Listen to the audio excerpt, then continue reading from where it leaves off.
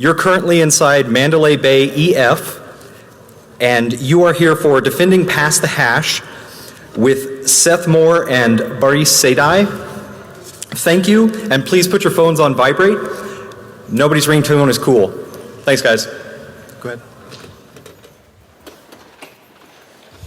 ahead. Good morning. We're here to talk about mitigations for Past the Hash, which are in Windows 10. So Past the Hash is really a term which kind of gets applied to multiple attacks, all of which encompass credential theft, which is at the heart of many high-profile attacks today. A couple of years ago, we had US newspapers such as the Wall Street Journal, New York Times were breached. Just last year, I believe, Sony Pictures, right around the release of The Interview, the movie, they had a big-time breach, lots of data dumped out they didn't want external. And then kind of my personal favorite, just because it's kind of a movie heist, is the Carbonac Group. And these guys made off with $1 billion by deeply infiltrating bank networks and computers and essentially setting up time drops at ATM machines. And they would just walk up, make a small withdrawal, and actually walk off with hundreds of dollars instead of $20. So all of these attacks use a feature that nobody really wants to live without in their OS, and that is single sign-on. So single sign-on is effectively delegating to the operating system the capability to act as you on the network, to access resources. No one wants to log onto the computer and then type their password every time they access a file share, intranet site, something like that. They just want those things to happen. And that means the computer can act as you, and that means attackers, like the sorts who pull off these heists, steal those things, steal credentials off the device to act as you. So what does Past the Hash or credential theft look like in Windows? So before we can really start talking about it, we need to talk a little bit about what the architecture looks like. And on Windows, in this example we show Alice and her laptop. There's something running called LSAS, which is the Local Security Authority Subsystem, LSAS. And it hosts all the authentication protocols and does a lot of security stuff in Windows. And here you can see it's hosting NTLM and Kerberos, the two most commonly used protocols on domains. So inside the logic, inside the memory of LSAS, for these protocols, we contain things which are stealable by the attacker.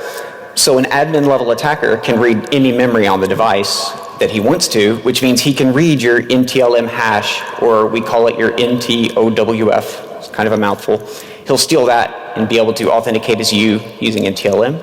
The attacker can steal your ticket-granting ticket key out of Kerberos, which means he can act as you using the Kerberos protocol. And if your user, like Alice in this example, is using a password, the attacker can keylog that password, steal it out of memory, or just social engineer or phish Alice. So once the attacker has one or multiple of these credentials, they take these and then replay them, forming a sort of chain reaction. So the chain reaction starts with one system, a foothold system, and it could just be something like a front desk PC that an administrator uses. And the administrator gets social engineered or something on Facebook, downloads some malware, and they're popped, they're owned. It happens that often that user is admin on their PC, which means the attacker or the malware can now harvest the credentials out of LSAS. Once the attacker does this, they can move to another system. Once they're on that system, they attempt to gain more credentials if there's administrator access, and then they go to more systems and more systems, gather more and more credentials until you're doomed, right? They've deeply infiltrated your network. It's kind of a big deal. So multiple technologies exist today to make credential theft more difficult. So one of these is multi-factor auth, which means you can't just steal one credential in order to completely take over someone's identity. You have to steal multiple things, such as their cell phone and a password. There's something we call strong credentials, which really means key-based credentials where a private key is in hardware, such as with a smart card or a FIDO keyring. The attacker cannot steal the private key via a software attack. And another solution to the problem, which kind of takes a different tack, is called token binding, which is the concept of credentials or tokens which are downloaded to the device as a part of authentication are then bound to that device cryptographically so that even if the attacker steals them, they can't replay them. They can only be used on the original device. So we have some cool technology. It's well known, but we can't always deploy it because businesses like to make money. It's what they do. And the corollary to that is they don't want to spend more money than they have to. So businesses have lots of legacy components like a printer or a file server that only talks in TLM. And the businesses don't see a big return on replacing those. So these old devices use legacy protocols, and these legacy protocols are vulnerable to the attacks, such as pass the hash. So our challenge here is defending against these attacks on legacy protocols without requiring a lot of upgrading of these devices, which requires keeping secrets, which I'll let Baruch talk about. Thank you very much, Seth. Good morning, everyone. My name is Baruch Seydak. I am one of the leads in security assurance team in Windows Devices and Group. This section is about keeping secrets and remaining productive. Keeping secret is not very difficult, actually. Let me share a story with you.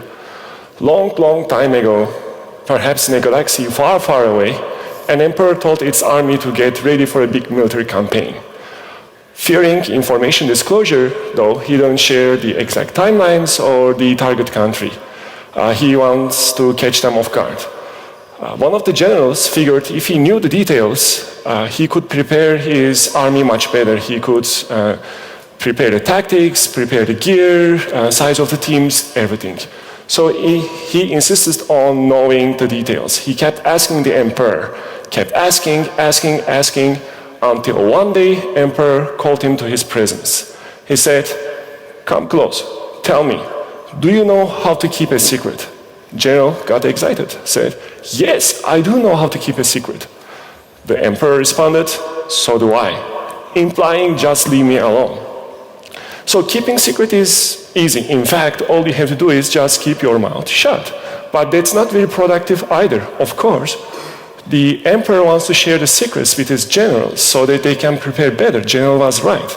And you, of course, want to be able to share your secrets selectively, maybe with your attorney, maybe with your accountant, doctor.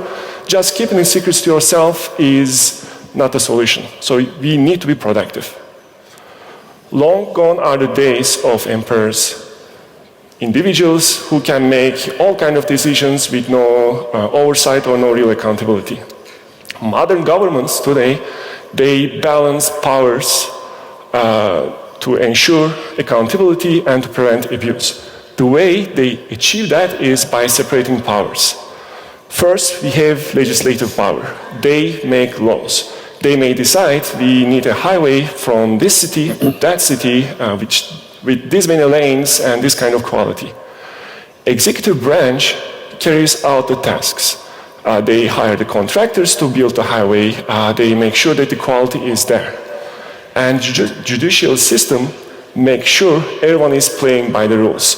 Even the legislative system, even the executive branch. For instance, they may deny the request to build the highway if the path of the highway is going through tribal lands or through national parks. Or they may punish the executive branch if they are not awarding the contracts fairly. It is reasonable to think of a modern operating system as a modern government. In this case, administrators are the legislative power. They can decide who runs which applications with what kind of authorization. Kernel, system services, drivers are the executive power. They allocate memory, they create processes, threads, they allocate CPU quotas, and they just perform those tasks.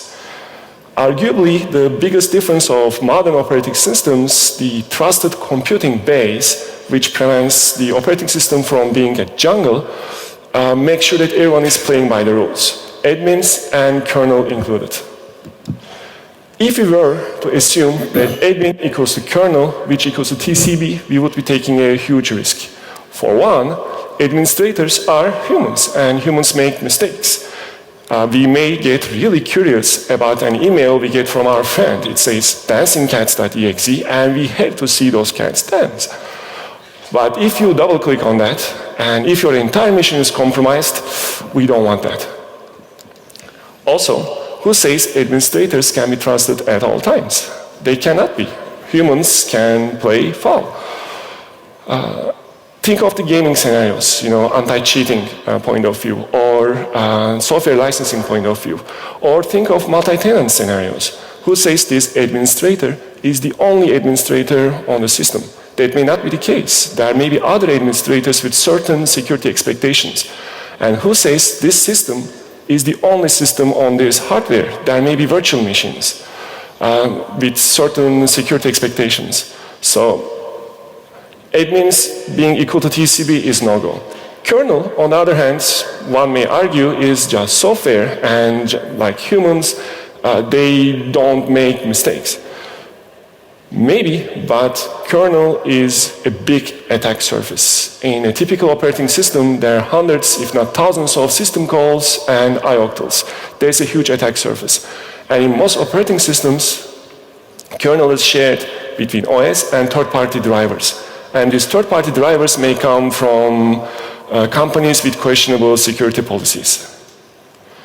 This is not a new problem. Microsoft Windows tried to solve this in the past. One of them is authenticate or kernel mode code signing. In principle, we are putting a reputation of an authenticated identity on the line. I trust Microsoft, Microsoft signed this piece of code, hence I trust this piece of code. That's well in theory, but in practice, strong verification of publishers by certificate authorities is questionable at best. And if one of them makes a mistake, revocation of the certificate is slow and a hard process. So this can't be the ultimate solution. Protected process, PP, or protected process like PPL, introduced in Windows Vista and Windows 7, in principle protects certain user mode processes, sensitive processes from the rest of the user mode, including the admin. If administrator tries to access, for instance, LSA-SS process by injecting threads, it is blocked at the kernel. Or if it tries to read memory, write memory, it is blocked at the kernel. The problem is, it all boils down to kernel, and as we just saw, kernel cannot be the source of truth because of its attack surface, of its complexity. PatchGuard was designed to protect kernel itself. It limits what kernel mode can do in kernel. However, it is heuristic-based, and we are playing catch-up with the hackers. So that's not fail-safe. Furthermore, PatchGuard doesn't protect drivers from other drivers. Listen, I am proud of these technologies. These are designed and developed by people smarter than I am. These are good technologies, but they all have a fundamental flaw. They rely on software. We should root our security on something harder, something firmer. Let's take a quick look at hardware. In the long distance, on x86 and x64 systems, they had a single address space. Kernel ran in ring 0, and ring 0 had access to entire addressable physical address space. So if you get code execution in kernel, it means that you have the kernel, you have the God mode. With the hypervisor, we had another abstraction layer. It is similar to rings, but it is not implemented by the rings. There's nothing to do with the rings. It sits below them. Therefore, it's also known as ring -1. It roots its promises on hardware and on firmware. The difference from ring 0 is that it is very small, very, very, very small. Therefore, it is much easier to protect, and it is much easier to secure. Therefore, hypervisor and firmware, that small, simple space, can be our true trusted computing base. Now we have a place to store our secrets. But as I mentioned, the only goal is not storing the secrets, also being able to process them, to do something with those. So we need extra codes to make something intelligent with the secrets. The problem is if we implement all that code in hypervisor, we are back to square one. Hypervisor gets more complex, it is more difficult to secure, and it is becoming a jungle, so we don't want that. How can we use hypervisor technology but not pollute hypervisor? Let me introduce virtual trust levels. Using virtualization technology and second-level address translation, sections of memory can be protected in a cascading fashion. Guest virtual can be mapped to guest physical, which can be mapped to system physical. That way, we can have islands of memory that is access protected from the rest of the system with the guarantees of hypervisor and firmware. This is the architecture we have today. Ring 3 user mode on the top, which has less access than we have ring 0, the kernel address space, which has more privilege. And at the bottom, we have the hypervisor and the firmware. That's our trusted computing base. Let's call this VTL0. Instead of growing vertically, now we can grow horizontally. We have whole new dimension to add security. VTL1 isolates itself selectively from the rest of the system. By default, the rest of the system, including the ring 0, cannot access VTL1. But VTL1 selectively may decide to share code or to share data pages with VTL0. And the beauty of that is, in the future, this can be extended. I'm not confirming or denying we will be doing that, but the flexibility is there. I'm just loving this architecture. Let's take a bit deeper look. This is our normal world today. We have threads running in processes, making calls in the kernel for executive branch support, and we have hypervisor keeping everyone in line. With VTL1, now we have a parallel of that. We have secure user mode and secure kernel mode, and in the secure user, we have threads, just like in normal user. Those threads run in processes called trustlets. Those trustlets still depend on secure kernel for certain things, creating threads, allocating memory, for instance. Secure kernel, in turn, relies on the normal kernel. I will explain the interaction in the next slide, but we are trying to reuse a lot of code to make the secure user and secure kernel as small as possible. In the user world, normal world can talk to secure user using RPC. Secure world is invisible. It is not a new application that you will see. There is no UI, no user interaction. It has minimal impact on performance. We are expecting, in fact, less than 2% of hit in most cases. It has much tighter control. There is not going to be any third-party code in the secure kernel. It's going to be all operating system provided code. Trustlets are isolated from each other, so even if one of the trustlets get owned, it's not going to be able to inject the others. Trustlets will be limited in number, they will be purpose-built, and they will be much smaller. Therefore, it is easier to protect, it's easier to secure. World is small, is the saying. Secure world is even smaller. The catchphrase here is code reuse. If there is no secure mode, perhaps because your hardware doesn't support it, trustlets can run as normal mode process, code reuse. Secure world relies on enlightened normal world ethos for many things. Scheduling, most of memory management, synchronization, again, code reuse. However, there are certain things that we do in secure kernel that make sure that secure kernel stays secure. For instance, configuring SLAD or encrypting the pages before they are being paged out by Entos is among those tasks. VTL0 is not trusted. It's an important notion to understand. The ring 0 doesn't mean security anymore in this new world. VTL0 is not trusted. Secure kernel, while it is depending on VTL0, it does its job hardening against the system calls and return values. Keeping secure role secure is important, and it is not entirely free. Hypervisor depends on firmware, and therefore firmware is still part of the trusted computing base. It is small, but as we know, of course, any size of software can have bugs. In fact, Intel is presenting later this afternoon about the implications of firmware vulnerabilities. I really encourage you guys attend that presentation as well. So bottom line is Secure Vault is secure only if integrity of whole TCP is maintained. So I have two calls. One of them is a call to our partners. We are in this game together. Microsoft and Intel is partnering, and we are providing valuable tools.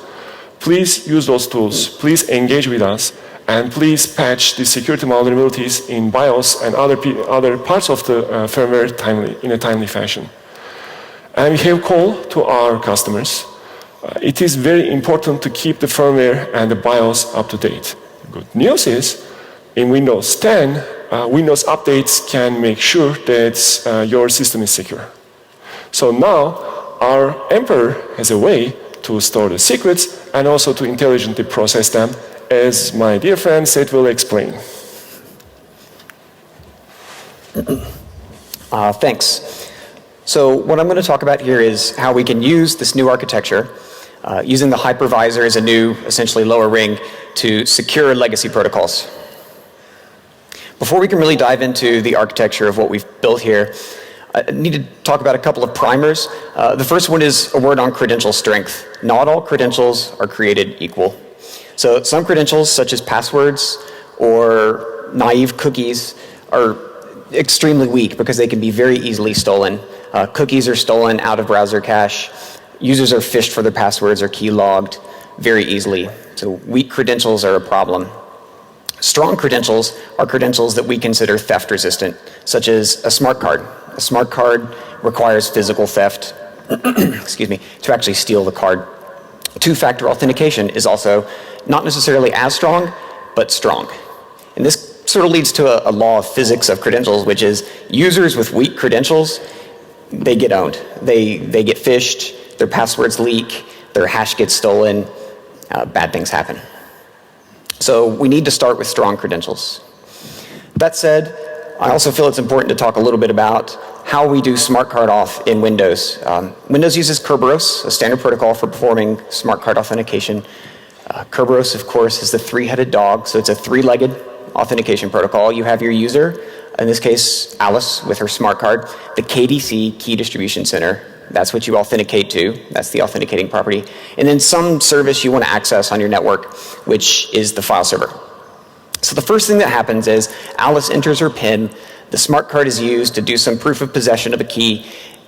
That proof is presented as an authenticator to the KDC, who hands back a ticket granting ticket, or TGT, and a key associated with that TGT. So the key needs to be used with the TGT.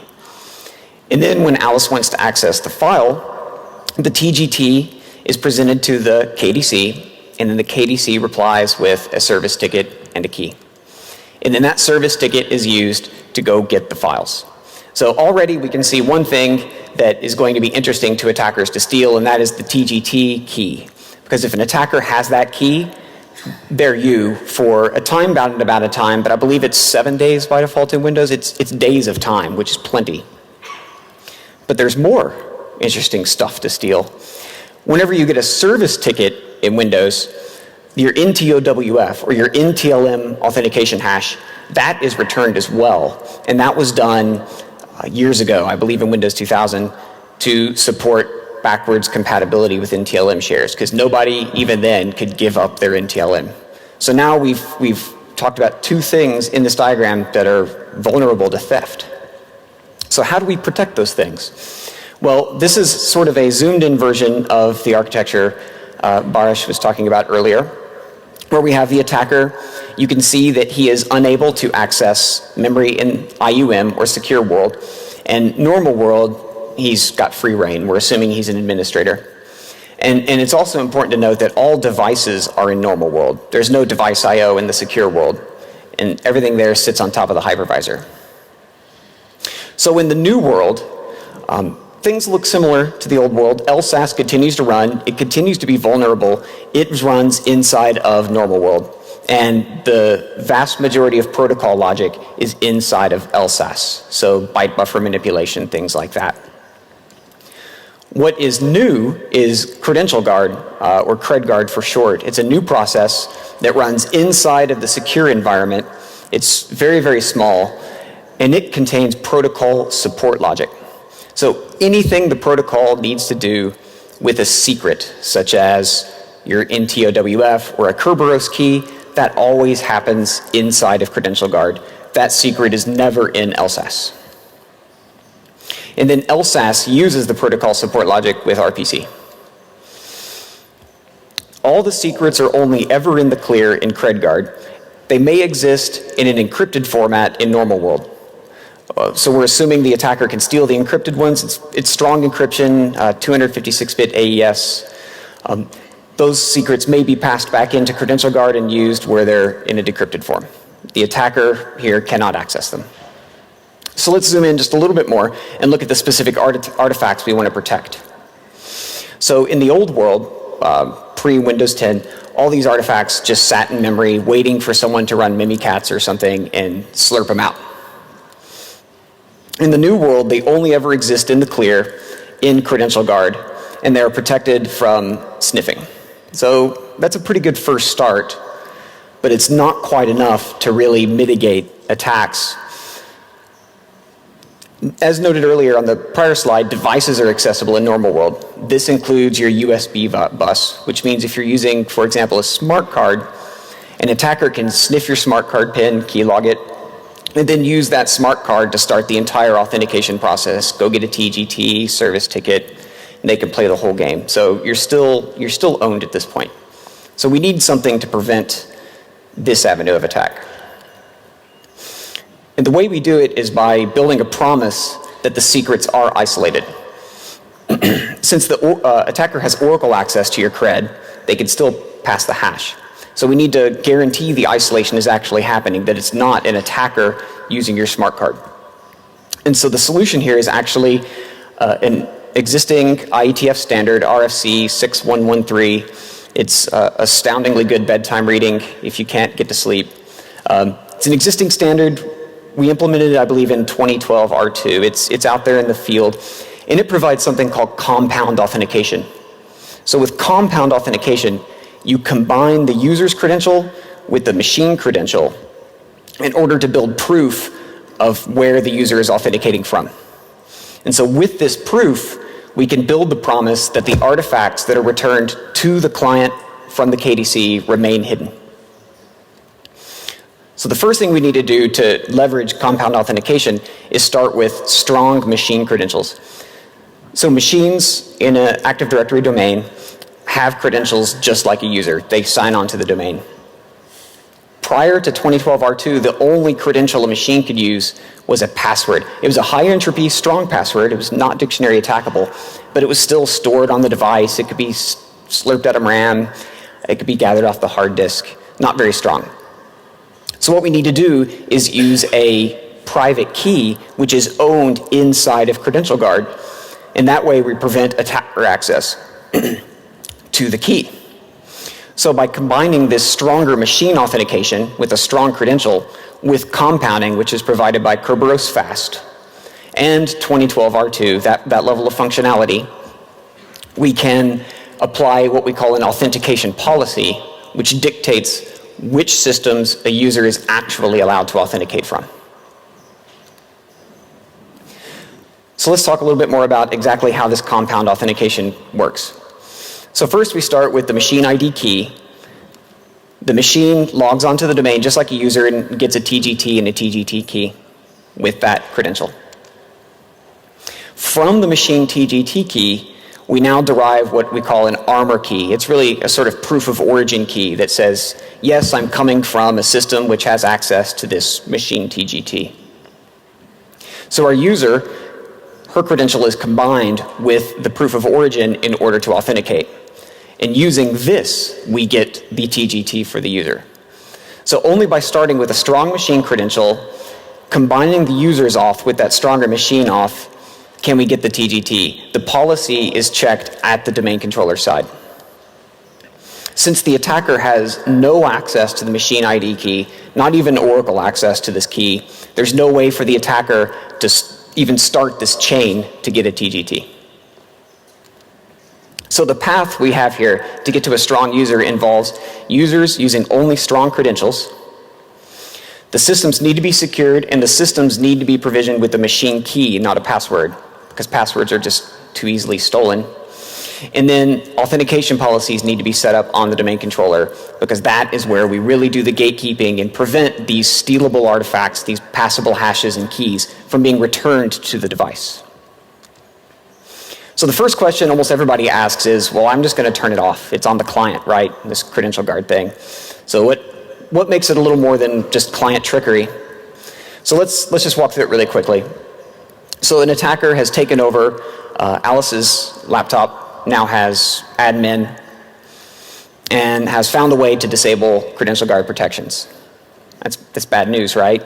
But if you notice, the machine identity key also goes away when credential guard goes away, because the only thing that can use that key is credential guard. So now, when Alice's credentials are used to request a TGT from the domain controller is going to check the policy, see that there is no proof of origin, there's no armor on that request, and say, nope, no way, I'm not going to give you what you want. So that said, we have a demo. So what we have here is, we have a domain and a couple of clients all running here. And so Alice is a user on this domain with a smart card, and we need to set Alice's password. So, anybody have a password idea? Someone yell loud. Password 123. All right, that's an awesome password. There we go. So we'll set her password, if I can type correctly. All right, so now we're going to go onto the clients and use Mimikatz and try to steal the hash for this password. So first, let's go to this system. This system has no, this one does not have credential guard enabled. So I'm going to log in here with the virtual smart card. And while that's, oh, that was cool.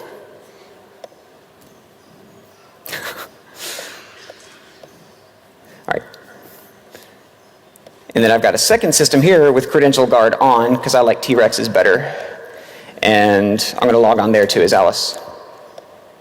So it takes a little while to log on when I first rehydrate the VMs. But now you can see Alice is at her desktop. We have performed the complete dance with the domain controller. I now have a TGT, and the NTOWF is on this device. And as you can tell by the dreadful looking wallpaper, it's easily stolen. So I'm going to go be a bad guy and steal the password, if I can type.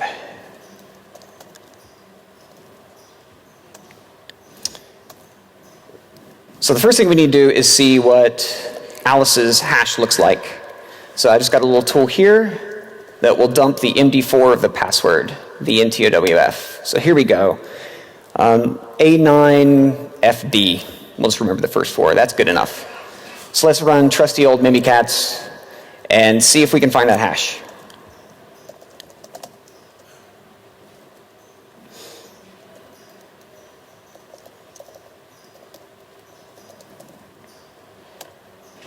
Oh man, all kinds of good stuff dumping out here. So let's see, it should be at the top. Oh wow. So here we go, A9FD. That sounds correct, doesn't it? So Alice, you got popped, you're done.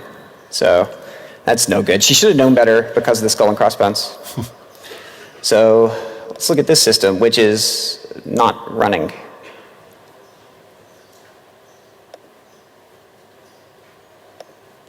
So I should make it be known that Credential Guard currently is not actually supported in the RTM build, in the initial build of Windows on VMs. We have some private bits here to make things work. So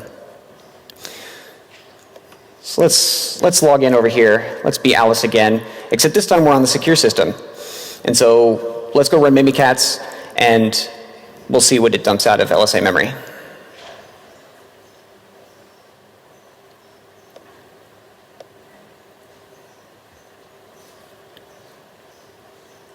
All right, so while that's logging on, so you may have noticed that Alice is still not in a good position because Alice is able to log on to the skull and crossbones system, right? She's still very, very open to attack. So how do we prevent that from happening? What we need to do is use authentication policies. So here you've got an authentication policy set up with Credential Guard enabled. So what you do with that policy is apply it to a specific user, in this case, Alice. So Alice has this policy applied to her. And this policy says down below that Alice is only allowed to log on from IUM enrolled machines. So she can only log in from machines which have CredGuard, because those are the ones we trust. So once I enable this policy, now Alice can no longer log on from the ownable system.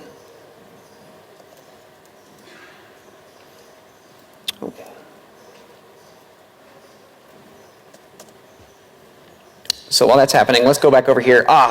This is the awesome system. It's happy. Look at that. And it has Credential Guard running. So we can tell Credential Guard is running because it actually shows up right here in Task Manager.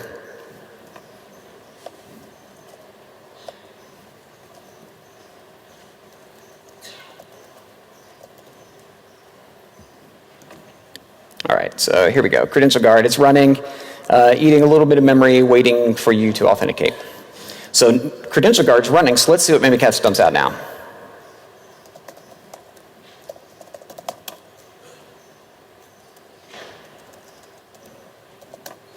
So let's dump out the logon passwords.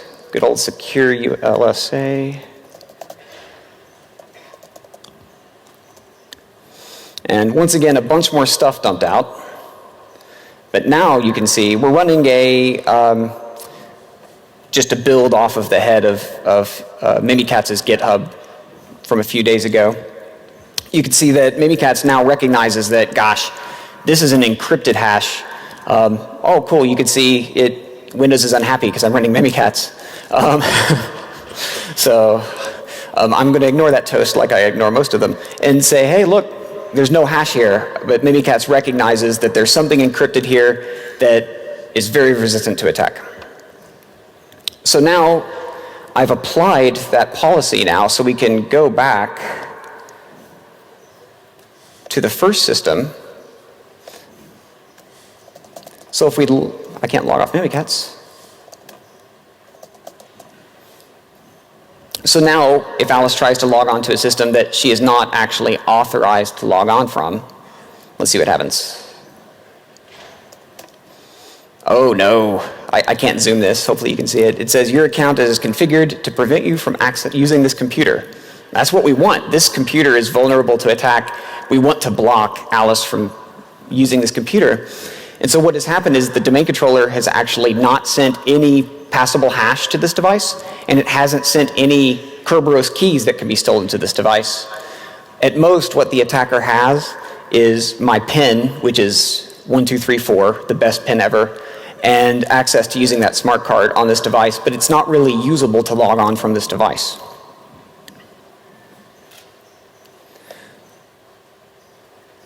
So that all said, I did show you the group. We're doing a little bit of, I call it cooking show magic, where I kind of opened the oven and pulled something out. There's a cake.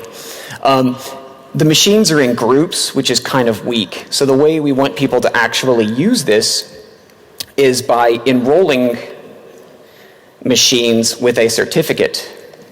And that certificate needs to contain a specific OID. So as of Windows 10, the CertRec tool, the built-in tool, now has the capability to enroll the machine with a certificate and key. So what happens is an RSA 2048-bit key is generated, and then a certificate signing request is made, and the device gets a certificate that it uses to authenticate. And this certificate contains an OID, and then we map that OID to the group. So the proof really comes not from the machine itself, that you just trust this machine and you know it's configured right. The proof comes from only Credential Guard on that machine has the certificate enrolled, and it is the only thing that is able to actually get that OID. And since it's the only thing that can get that OID, it's the only thing that meets the authentication policy and allows Alice to log on. Yeah, so that pretty much wraps up the demo. So I want to reiterate, we have designated steps to mitigating many known attacks, such as running Mimikatz or maybe Metasploit or something on a system. And I just want to go over really quickly what these steps are. The first thing you got to do is get rid of terrible protocols like MSChat v2 and NTLM v1. Those are really the same protocol, but they're terrible. They basically just blast your NTLM hash on the network with really poor encryption. I think 57-bit DES or something like equivalent DES. It's very weak. Users need to use strong credentials. Smart cards are good. Virtual smart cards are good as well. Devices need to support IUM, of course. There are hardware requirements, which we have documented. Windows 10 IUM support needs to be enabled. The Credential Guard cert, everything needs to be enrolled. All the documentation for the setup I've demoed here is online imminently. I was hoping it would be online before Black Hat. It's not there yet, but you'll be able to find it at microsoft.com/pth. And from there, you can download the documents and set this up yourself. And it's ready to be tested in RTM now. Windows 10, download it, try it out. We'll have little time for questions, but before we get to that, I wanted to give thanks to some folks. One is the Microsoft VSM team. A lot of smart kernel guys, a lot of smart hypervisor guys, memory manager dudes.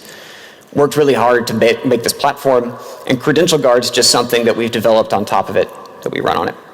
And I'd like to thank Benjamin Delpy, the author of Mimikatz. He was super helpful, and he even updated Mimikatz when Windows 10 moved some things around in memory so that it actually recognizes, as you could tell in the demo, that we've got isolation on or Credential Guard on. So thanks to those guys.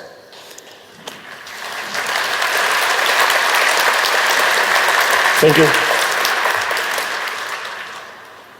Yeah, we've got, I think, 7 minutes for questions. Do we have a mic or something, or people just shout? So you talked about runtime isolation. How do you ensure that the machine cert can't be extracted offline? Is there some sort of attestation you're using TPM?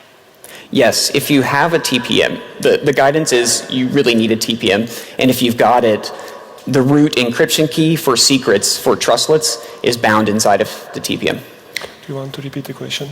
I'm sorry? Repeat the question. Oh, I'm sorry if you guys didn't hear that. He was asking, how do we prevent someone from just stealing the secrets, such as the machine key off the device? And if you have a TPM, we will use TPM to bind to the device. I understand that the actual keys on TPM are on the actual disk and not on the actual hardware. How do you protect the keys even though they're on the hardware? Okay, so he's asking, he says he understands that the keys themselves for TPM are actually stored on the disk and not in the TPM. My TPM foo is not super strong. I think you're right. But what's on the disk itself is actually encrypted. So you have to import the keys off the disk into the TPM, and you get a handle to that key, and then that's what you use.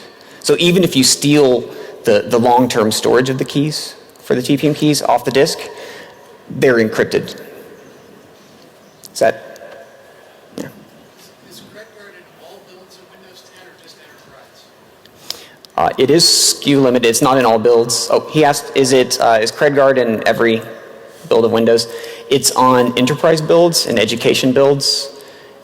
I know, and I believe all server builds.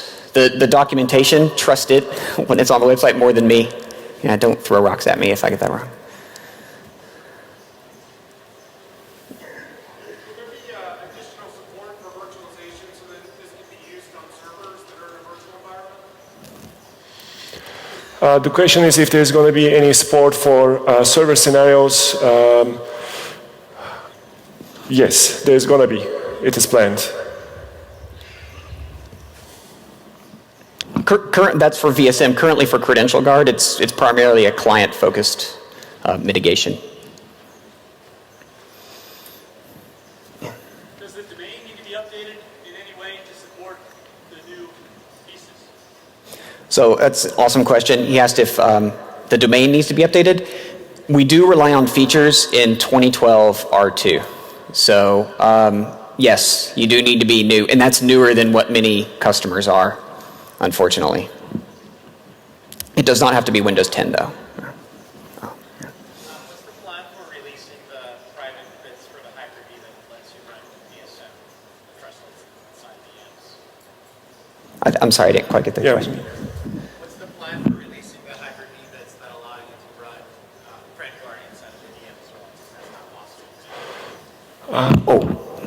Yeah, the question is, what is the plan for releasing the Hyper-V version that lets us run CredGuard in a supported fashion and not like the little hack we were doing here? It's going to be a server release.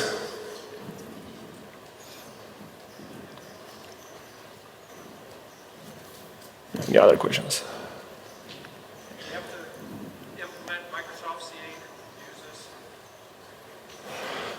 this? Oh, the question is, do you have to implement the Microsoft CA? That is a good question. I don't know. We rely on certificate templates, which is a Microsoftism as far as I understand, but I'm not sure. If you want to catch me later, I can follow up and find out for you.